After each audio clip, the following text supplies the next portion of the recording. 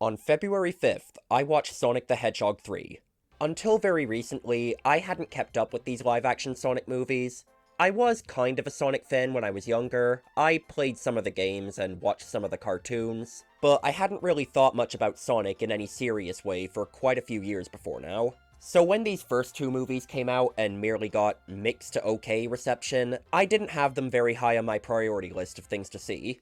However, when this third movie came out, I noticed it had a pretty massive jump in positive reception over the first two, and that piqued my interest, so I finally went back and watched the first two movies in preparation.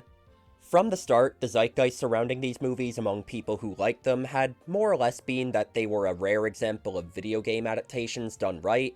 When I watched the first movie, I wasn't entirely convinced.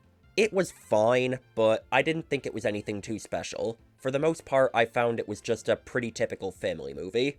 Then I watched the second movie, and for a majority of the runtime, my thoughts weren't too different.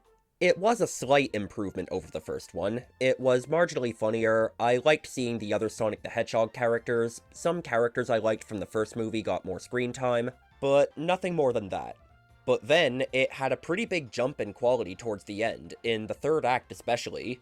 I still wouldn't call the second movie great, but that latter third was enough to make me more optimistic about the trilogy as a whole. Then, I finally got around to the third movie, and wow. I'm not going to go into too much detail here because I am planning on doing a full review of this at some point, but it completely reignited the Sonic fan part of my brain that had been dormant for so long. During the climax, you probably know the exact moment I'm referring to if you've seen the movie. I wanted to stand up and cheer, even though me and my sister were the only ones in the theater. It makes me think that this would have been a great movie to see with a crowd. As for scores, the first one gets either a high 5 or a low 6. I'll say a low 6, it does get better with the context of the whole trilogy.